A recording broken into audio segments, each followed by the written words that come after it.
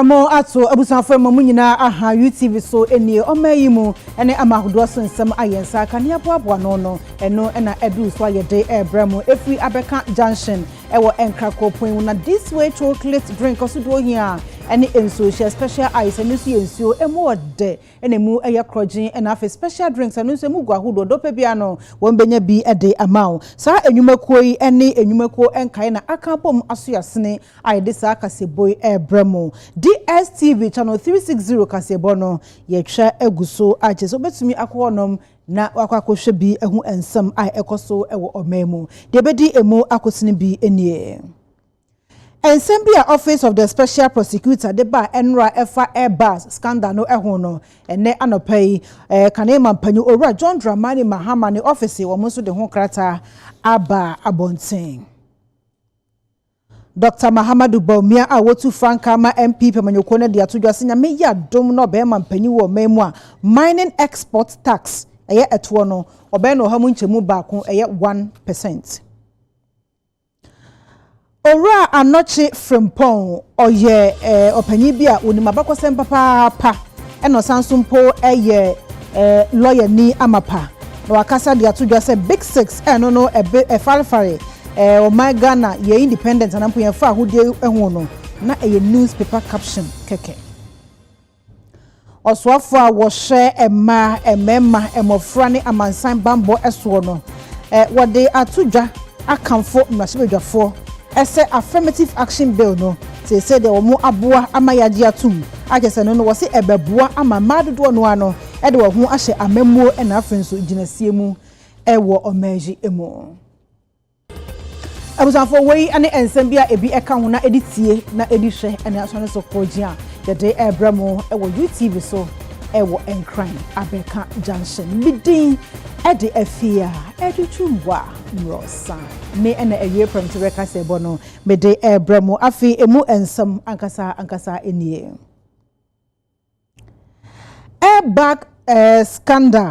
Airbus scandal ana Office of the Special Prosecutor womu eye emu enhwehwemu a enra ode ebetu dwase womu hwehwemu no womu ehu se kane mampanyi owura John Dramani Mahama ana eja womu nim se ne ho bon wo sa asem ni mu no se womu hwehwemu no adadi se ne ho son e wo sa asem no emu na sa asem yi eba ye no na anopai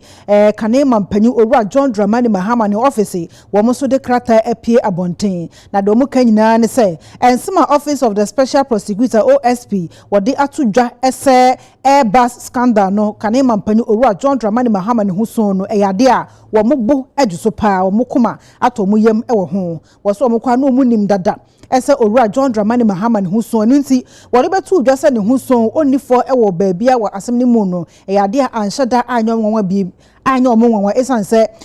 owura John Dramani Mahama de oyopanyi bi asabi anidiem obunu ho papa ewo ne ma bebremu ena wono aka se wotu ne ho asi wo se ne dwumadie bi emu no obema ne kuradie aye adwuma ewo mu na afenso emu atumi adakọ fan wo se sesi anokure no aba beda edino ede ekwan bia so ne sesi amansan wo bia ehu de na ekoso wo se wei ekye se aban anu oti adwaso no ena na pese ogina amanyosam so ede ensam eforefore owura John Dramani Mahama keke wasi ewom se UK Serious Fraud Office wamo edi nkampo de betu dwase owura Mahama ne nua bema woni enipa bia no wo ho ebon sa asem mu wo ni case bia wo so mo ansa na eso ni nyina eche no aban a woti adwaso no wo bomodi bia se obehye sumase na afi wode nsam abalebale wonum ekeke se nyame enchade wo mo ho etumi esan ache se sa ansem yi mu no wonum adi bima ne sa ewo mu na no na OSP ese wo mo che se OSP kasa no wodi to dwase owura anampo mampen na adankwa kufuado wono ankasa request se owura Mahama yenye investigation ewo ni mu ampampa wo mo aye ama se die investigation no na hwehwemu no ababeda di se onifo ewo baabia na eye aban a woti adwaso no akomaso ade se wode beta nation image keke na so nyame adom wayi no e de afri mu omo fabricate stories bebre eso omo di igu nanim ase be se mfie nwotwe ni akoso a na so bibia mu eye case bia omo de balebale ni bia no na chese watumi adi emu efo wo se de bibia ay available e de ama omanfo nyina sa investigation mu ye nyina no chese babeda mpan ama chese obi ehu no kra e koso ewo mu na no mu no e no de to dwa say wo mu throw the same challenge no e de ama omampanya be de che Dr. Mahama Bawumia na afina na dan kwakufu aduna kasa eso mo nso wo mu mo ho available an wo mu enyi wo mu homa se de be ya wo mu nso ehwehwemu ebetumi akoso ewo mu ehu efa katashe eni esumasi dwumade ni amamo boni a ekoso ewo omemu wo si omampanyi kane mampanyi Mahama de wone de Obomoden ama Ghana progress Ghana nkoso etumi akoso eba esumasi dwumadie katashe ye corruption so a wo so be fight pa ama Ghana enim etumi adaho a wei ene ensema Owura John Dramani Mahama ne office wonom ede aba Omanpanyi abedieche a ono aso na etu franka de ma MPP amanyoko no afi abato ni mu Dr. Mahama Bawumia wakasa ede atodwase nyame ya adom no be manpanyi ewo omemu a wo si mining export tax eto no obe no hamu nchemu baako eye 1%. Given our strategic intention to realize higher production volumes, to refine locally and support gold for oil and gold for reserve programs for a stable currency, I intend to reduce the withholding tax from 1.5% currently to 1% next year, God willing, under my presidency. Omampeni abedieche Dr. Mahama Bawumia na etu frank adiama NPP amanyoko no na nsaso e na wanamu a the Royal Ghana Gold Refinery no wo mu ebia no e ba be hye ne dwumadi ensem ase a wo kire mu se nipa dodo metimi anya adwuma e wo hono mo aye no e be bro be se 80 e de ko 100 na afei nso wo mo mbenya adwuma ye e wo akire eno nso be se 500 indirect jobs a eno nso metimi akresi e de ama Ghana de hye nyina e bra Bank of Ghana amra Dr. Addison ekasa ye edefa mfaso pa ye benya de afasa refinery we no a aban anase mpanifo ebia no eba be hye ne dwumadi ensem ase ni nyina eho. Since the inception of the gold purchase program, the bank has bought 65.4 tons of gold, estimated at a value of over $5 billion. The benefits of establishing a local gold refinery broadly aligns with the Bank of Ghana's objective to build adequate foreign reserves to stabilize the economy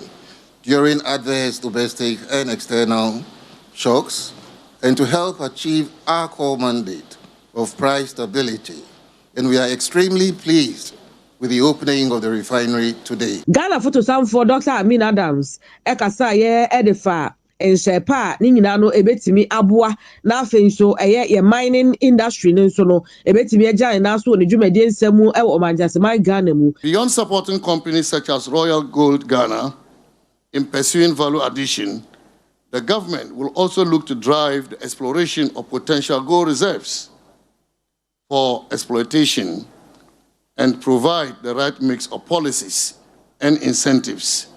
to drive activity across the gold value chain. Share for assurance as a Samuel Badi and power the Adam ye or Munyan for Samuel Abujinapo, and so Kasa ye our the air to just say one more air watch and Nimu share Nimu, say one more Edian Baba ye Jumadi and some Ebeshaso, Navin say ye Jumadi and Samuno, then one more Edi Aje. A international gold mining certification, a betimi abwa ye papa, a wujmediano and some emu. This modern and state-of-the-art refinery, with a daily capacity of 400 kilograms of gold and the ability to produce refined gold at 24 carats, 99.99% purity, marks a pivotal moment in our quest to secure a London Bullion Market Association LBMA certification to ensure we easily trade our refined gold on the international market. Discussions are already far advanced with one of the LBMA Good Delivery accredited refiners and referees, and the commissioning of this refinery put us in a good position to expedite action in securing this all-important certification. Chebi hine amwetio for penny and so Eddie said to abide when him what Chemua was say. This may allow our country to receive a revenue where they will be able to build infrastructure to open up our country. And as we do that, we're connecting disadvantaged people and their communities to economic opportunities. We're building this here now, Mr. Vice President. I'd like to see a day when a refinery is built around Obuasi and Takwa, so that the people who live there can have an opportunity to earn a decent living for themselves. Affirmative action bill emra ebeboa amagana ema yatumi di ehun erera amemmu na eba ginesie eye decision making so a ya no atumi abenimu asese dem rahye bedwafa keka wo ho age atumu no sese ede anije kase pa abehye Ghana ema afrumuma na no anonsoafo wo hwe mofra ema mema ne amansa bambo so Mahama ko aniuma akasa bom rahye bedwafa ba so ye pa se wonom age sa affirmative action bill emra no atumu. On the 30th of July 2024, we're all aware that finally, the Affirmative Action Bill is now an Affirmative Action Gender Equity Act 2024. And so I'd like to begin by thanking everybody who has been involved for our president's support. I've been liaising with him on it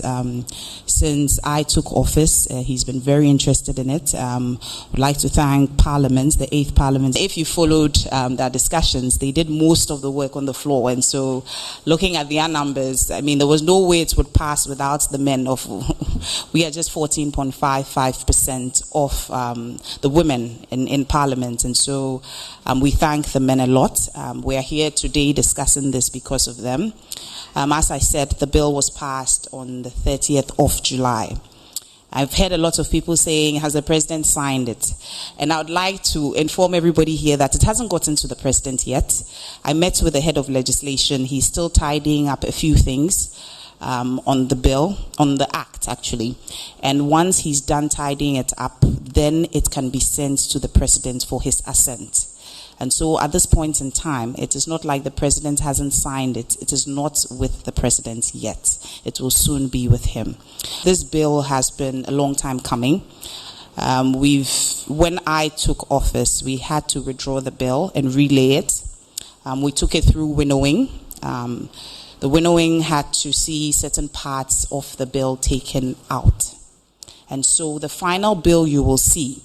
is also different in a few ways from the one that has been on social media. Somebody sent me a copy, and that is actually the bill that was withdrawn. So the bill you are seeing is not the final bill. However, a lot of the parts, a lot of the clauses still remain the same. There are a few more schedules that we added to it. There are a few clauses we had to delete because of constitutional issues. And so if you followed the discussion, you would have realized there was a lot of haggling on when it got to the political parties, when it got to independent constitutional bodies, because those were where those constitutional issues cropped up. But apart from those, most of the clauses will remain the same.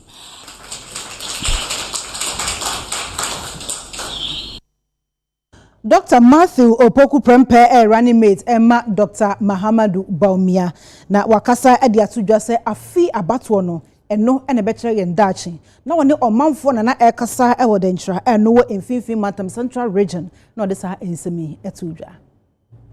Dr. Matthew Opoku Prempe ene na probo a wode ton ne ho no ekokopie mu e wo eye mfimfin matam mu de ntra owie ye no ene ne okopie mu odunkwa no fe ewo woni anesefo ena afi nso akyerkyerefo Ghana de hye adwadifo ma ewo ho no mo ekokɔbɔ nkomo bubo mu no de ba betu o manim sɛ afi ya abato no ejina yɛdaakye ena afi nso emprempren so entisi yɛse yɛ prepuntuo de ama omanjasema Ghana yɛrɛ sɛ beto aba no de ama mampani abede eche Dr. Mahama Bawumia wo no bɔ ne chiridom sɛ ne running mate na afi nso Bomo ento NDC for kura ntwene esan sesa wo hwe a amamuo empan a eye kane mampani John Dramani Mahama ene ne NDC aban ba bebu ye kane no wo mo eye neoma se turuka abato na ye beto no 7 December no aye moda chi abato na ye be ye abato be say na moda chi abato ye abato every say Chai crowd of the free SHS and yet to be a day, and yet. Or say, so was the car, I got free SHS on the Sika by yet. But I could play or see some free SHS against my yard. I got quite a corona a day, yeah. Quantum question about why a day. Quantum question about why a day. You are saying to me, you know, about where the day. About where the day. Sadi to mommy, my child nurse and teacher trainee allowance.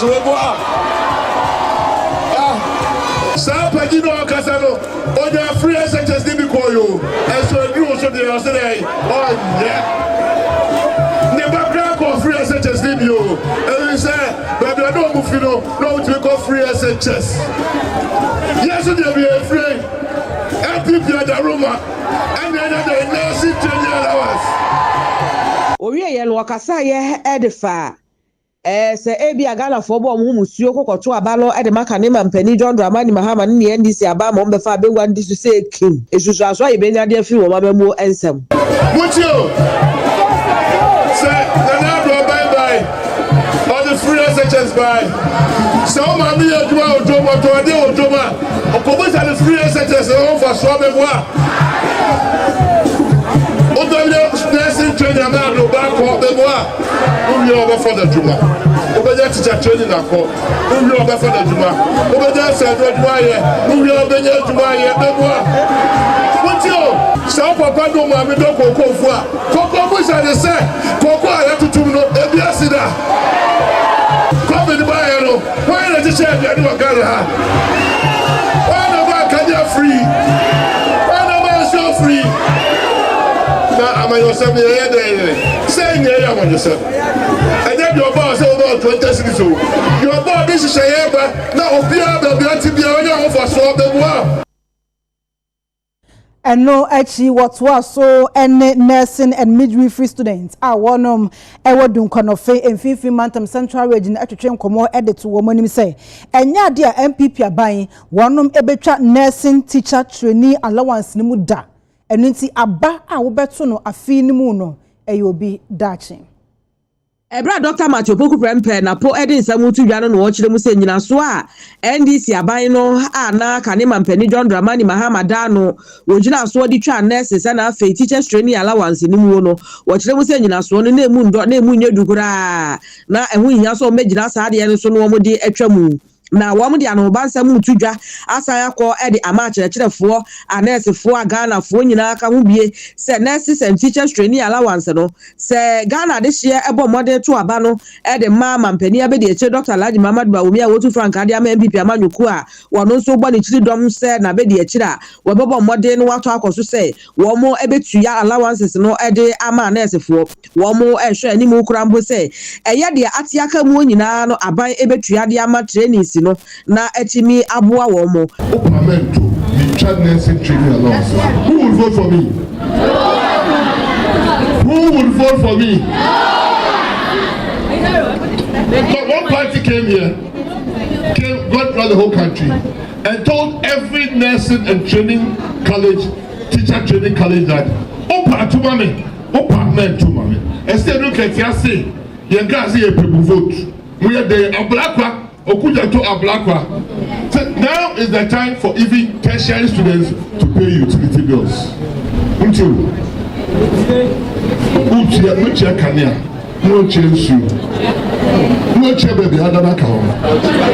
no attention every training college. Our argument at that time was that we will maintain the training allowances. We will not let any tertiary student pay utility bills. And yet still, we will quadruple the number in the tertiary institution. And what you was also a candidate to say, Echinijie bia ni ho, say, akyerɛkyerɛfoɔ ne anessefoɔ enkwanda wasika no ye trainee allowances no, aboa nipa bebree titiri wɔn a wɔn ɛyɛ mɔborɔfoɔ adesuafoɔ no. Said the Bayo Monso ebetimi edi ako school. Then is wadi hune kuta one so no etimi abamu. From 2014 to 2016, I, as the Minister of Education, came and paid that money from my budget. It's not a joke for you to think that my vote is your vote is somebody's life. What did I say? Your vote is somebody's life. And your vote is somebody's future. All the parties are not the same. Somebody's investment is what has made your future better than before. Because I can tell you, there are many people outside there who wish they were where you were. It has not always been that.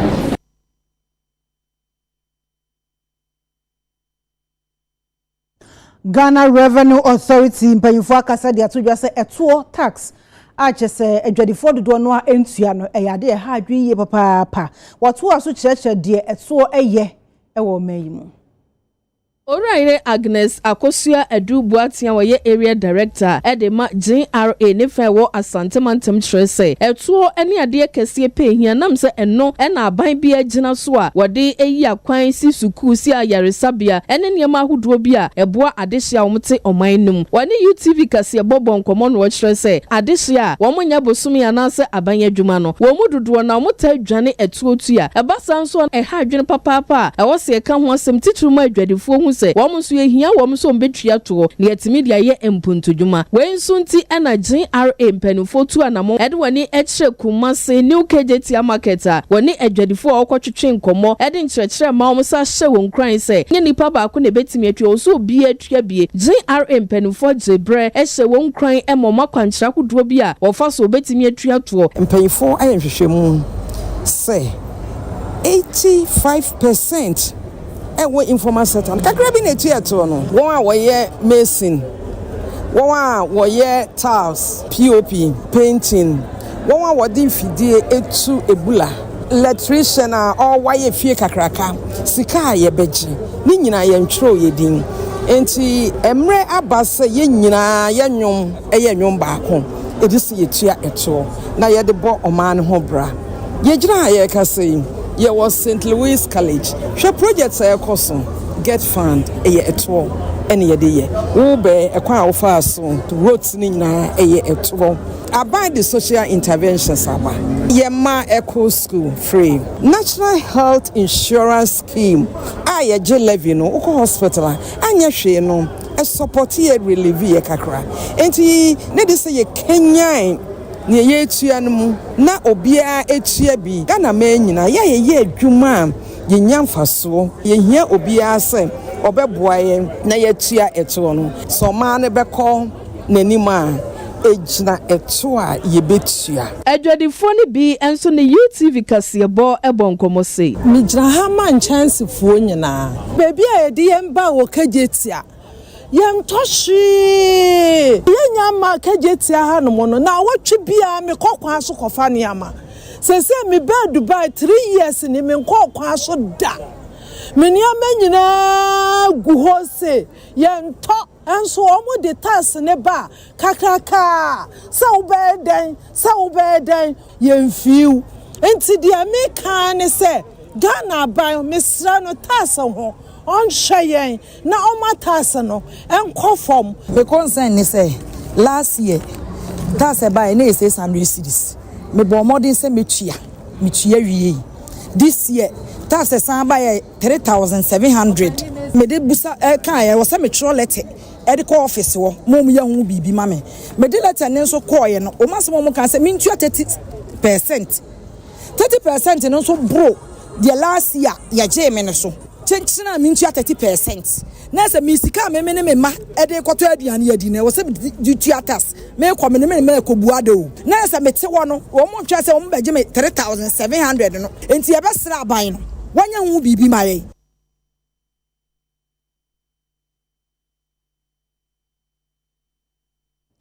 Ghana koko akuafo dodo no ahyase eton wonum koko mfuo no de magalamsefo eba ne sa agalamsefo no etwa koko no nyina agu na womo de atu efom agudie ewo mamu na no na koko processing company limited mpanyifo akasa asre Ghana koko akuafo nyina se sa suban womu enjai esanse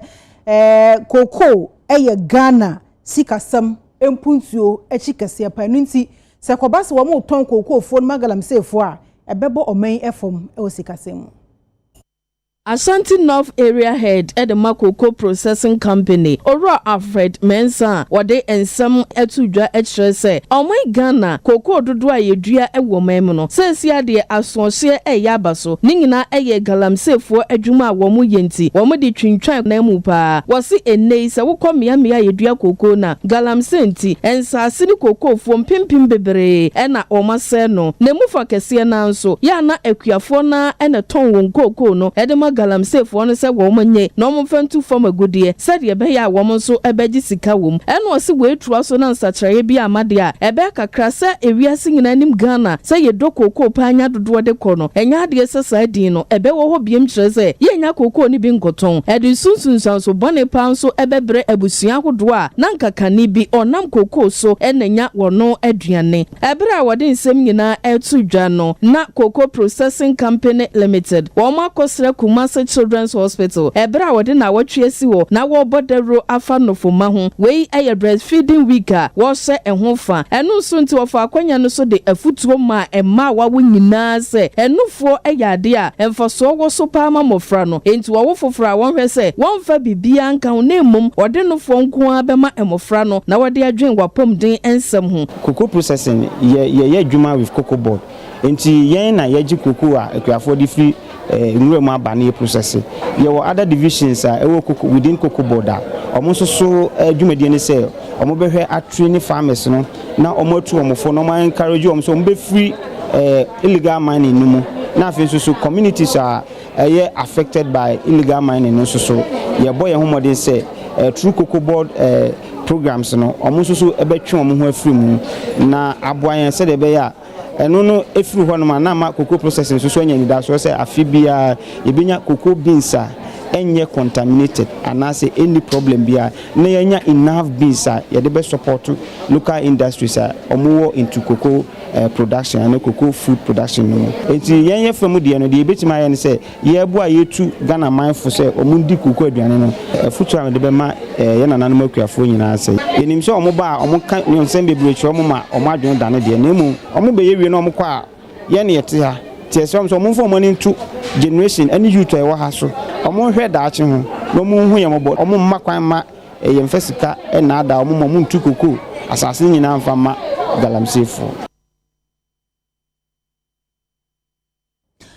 Aban ebesi fango asweye osi Petroleum Hub project ewo enzima empotem honom na no na yenya ntie se nananom hemfu no mpanyimfo bia wo mo enzima kotoko traditional area no wo mo abo egu so mo empene eye Petroleum Hub project no eso ni nyina mu no wo mo de mo susu eka ene se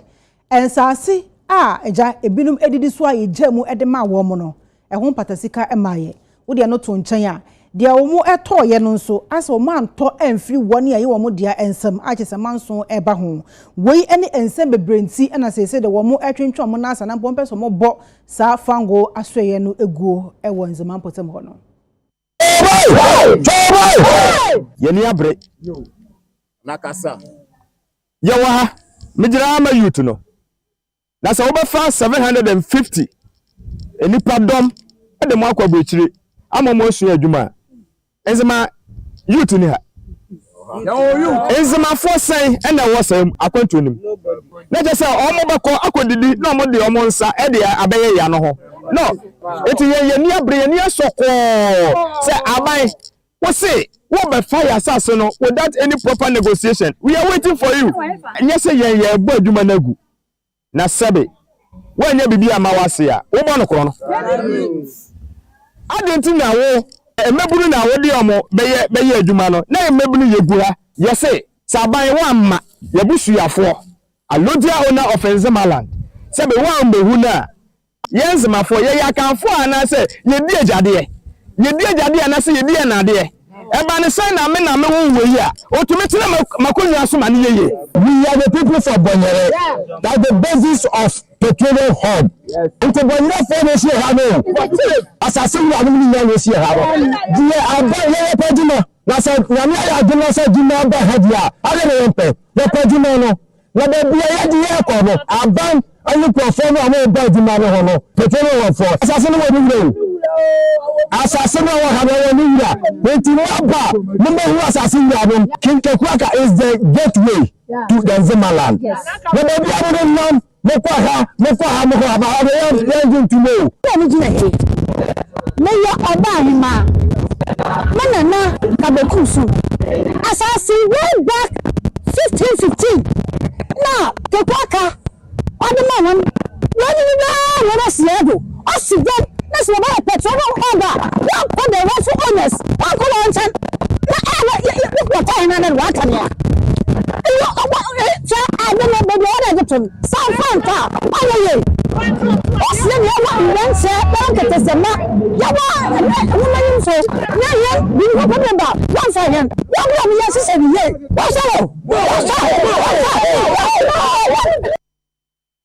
National Democratic Congress and this amanyokona kasa ashe bossa nyame ya dom na wo mo eba Ghana adwaso biemu a Ghana adwadifo ene esanudwumafo wono mbeboa wo papa e wa konesa nyina so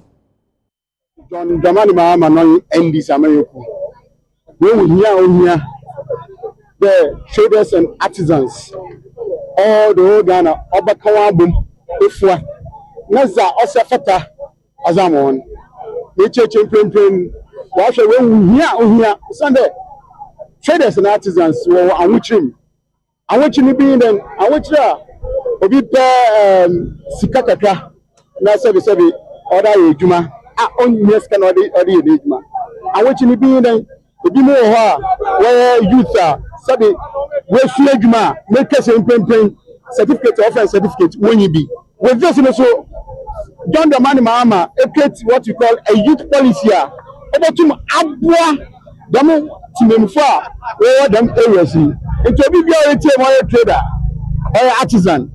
ataje that mo de John Dramani Mahama as the makoyin as a government metutu asramu bebre kani o ma peni John Dramani Mahama onche oba yo ma peni bio e wo Ghana ha o ma ye wune de soba or the 24-hour economy river. Mobile Mbeku na 1 year Juma no, when ye Juma ye. The Mara Susuna, Yana yet one day, in Bedifo, Mobile share Bedifo, I am alone, Edward Juma, and the loan what the Bama in Simuke say in order home. Yin you proper when you know what the Begisina 90, I didn't super part now I won't talk. And you know working capital in your day, Ashe. Not buying to see a day, age now also. The money yen, Papa John Dramani Mahama. I've been one with that, although 1 mile what you got. And it's all the Ma Bank, Adeba, Abababwa, I must say, yes, Yako Bank Umara, now all your day, walk my MP. The member here about that was now a wa, one piece of that your ever dying, ever car, ever baby, for the Sawa and son of your what your mouth. One yard of Banante, Napo Bank, now one side a day, I can know. You remember before the labor, now that your money can is for. And I work on the 150 pesos, and not upon 5 city. Me a place about 22 million, 23 million. Says I took a water on 7 million. Says about 12 million. You are from Chiramusha Mayan Kaka, Musha Mayan.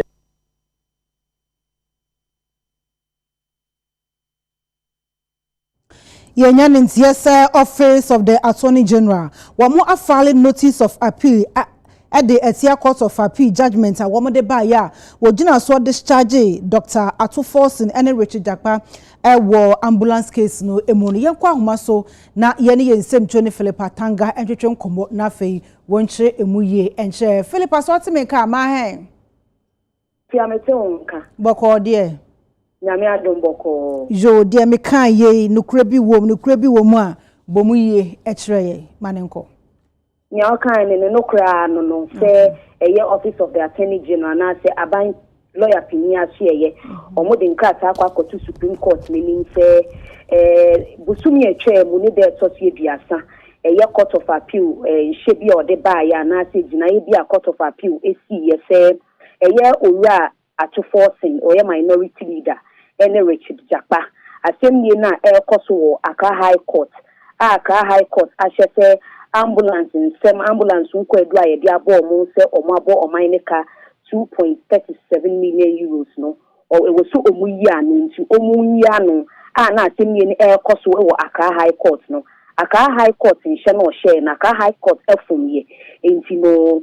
ma Accra High Court ento asemye ni so enam so ma e beto dwama obi a ni se eye owura to forcing any Richard Jakpa si ade omo so a ambulance asem no yegya ye ho asem bi na eno na sada na Attorney General Abwanjo so no so de nkrata e betu dwa se Court of Appeal sheno omodi aba na sa temu no omodi aba no omobon yusu enti ombetu wana mo na enu aye wo wa ni hu se aban lawyer pinya hye ye nkrata baba betodwa maame Yvonne Atakwa obo bisa oye director of public prosecution ona ne nsanhye nkrata na sia omodi akoda in Supreme Court echeche omo tse Supreme Court entnase na Court of Appeal nhye anase atemu no ode ba ise owura atu force in Richard Japa omhoso no court ne nhye na on sakasa atemu ni mu na attorney general masem ne se Court of Appeal nhye na o share na anase gina ye no si ye no ofum ye esan se Court of Appeal wo hye omo nsem omo kan na omo se kwadubofo no enya nyina so obi a che se sankofo mienu we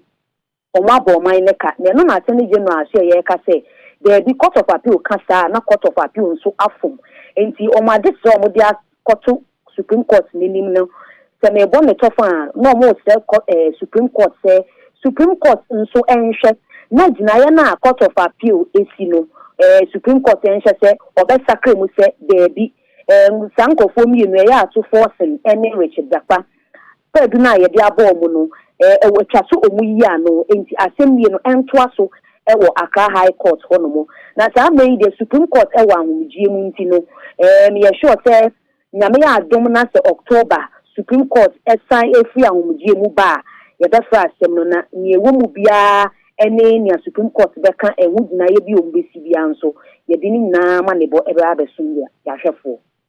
mo ene wa manebo ebusuafo yensem twoni Philippa Atanga amanebo ena ode akuguo no yentu akase ebo no so na yenko ensem foforo emu edru sa breya ya na ahoho eba kremu party so abrochirefo no omo ba nso ahopɛ miamia bi agya wonom ebekɔ na wakohonum ensra amoni atumi agye tourist ni bi na no ne yenya ne ntie se Accra Zoo sese wo ma sha se eboabo mo ho wo mu etreni wo mu staff na po mo workers ne se de be ya agya wo mu nya ahoho bebre emo mo ba Accra Zoo honum a wonum adwumade nyina no ebetumi aye wano na afenso akoso ne kwan mu yama mpanyini ya wodi kan Dr. Osajefo Kwame Nkrumah wono na ekofa baaye ya na said ye nyina ye nimu no Flagstaff House ye wakanda honomo na ne wa sese ye yi edeko Achimota Forest no Forestry Commission wonomo ede nhyehyeye ahodo egu akwan so a wo be ye ntete ya afia no ade amu adwuma ye fo said ye be ya wo betumi ahwaboa amazu no egina ne naso eyi manager Emma Zoology Gardens Orapo Ada any UTV Central for Etche and Komo say. Accra Zoo, we want our visitors to have an experience of the world in the city. It is not just to come somewhere, but to just come and have an experience. But the only way to meet my experience since you have more money it's an internet launch Ghana Skills Development Fund for Amay and Sikakakra. And Yakofa lecturers free KNUST and the other institutions or more, but normally have a quantity so that after the training, Obi Obeba Accra Zoo be a bebano say in fact of having an experience neni bejewa. Be customer relations say our and customers or more ban or more saying ye besifa agiomo ye the omu pia and one hon sema ye becatcher how to interpret them and make them understand the ecology. Yenso ni yehwe mboa so sen ye bitima fa so aboyan ye ho ban so that yintimi fa yare ma mboa na yintimi nje yare so mfiri mboa no so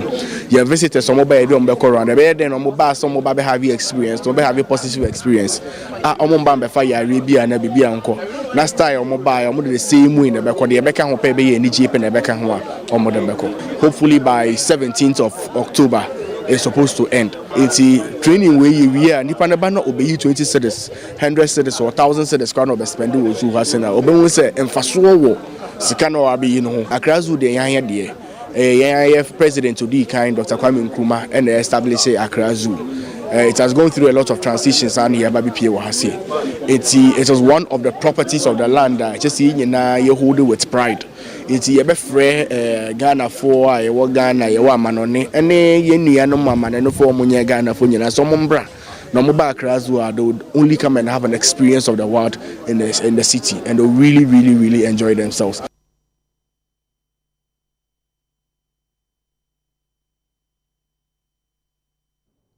Yena yenim se June da neto so edu enan ena sitak for wonom ete etua ewo mema na wonom enko adwuma na eno ena sese the coalition of concerned teachers trainees a mo asantemantem wonom ede krata babontia wonom hrem se kebeya nka 46 colleges e wo memu nyina nka wonom entum ebrete webi na colleges of education teachers association of Ghana sese ameka se eye classrooms wo mo enko kira de ni nyina ne se bosha ban ehye se implementing outstanding compulsory arbitration awards no wontumi eni sa boshe no eso say esuafo no chese tuate bebrebe ekoso ewo memu esitakfo no ama eba academic progress aye adesua pa enheda enkoso ena o madwuma kasa so aye wonwuna prekesen mental health no enheda enkoye kakra enunti no senka aye 46 colleges wo o memu nka yetum kakra nkeno no ebebo ye pa yese krampo no wom chese empty ehonum eyehwe a adesua bia enkoso ewo mu a wei ene ensama coalition of concerned teachers trainees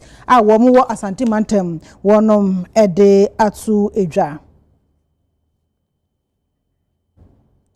ora anoche frempon oyobia onim apakosem papa wasanso eye lawyer ni ene anopai oba UTV mpunimpu dwumadie so okasaye na nno de tu dwa se sa big 6 ayede abachire woman afa ahodie hu no wose na newspaper caption keke self-government now. And you see people not in 1949 no choose here. And you da or buy no catch the woman say, oh, self-government now. And to make kasa okoto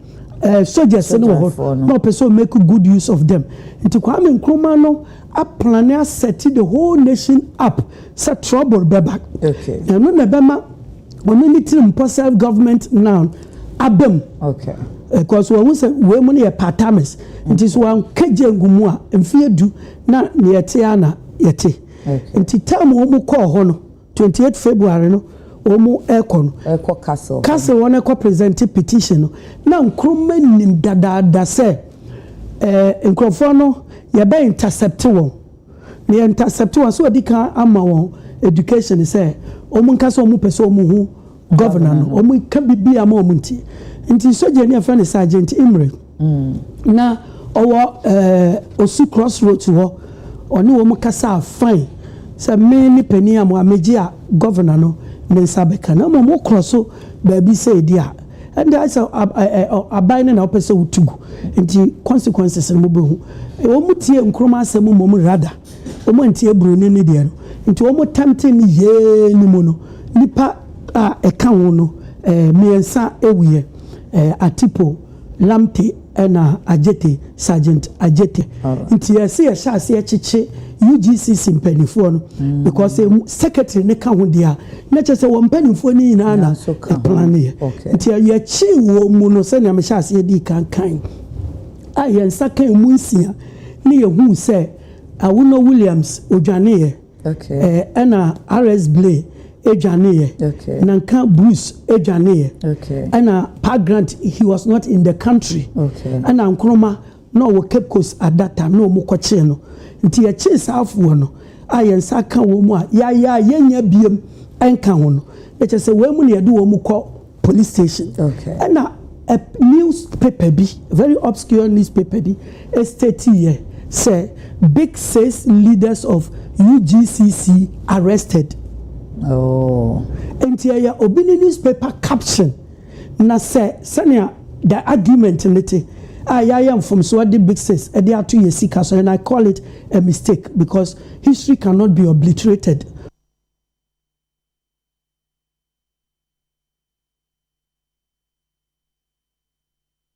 I was on for a good year, some and Edruso, each one basisia.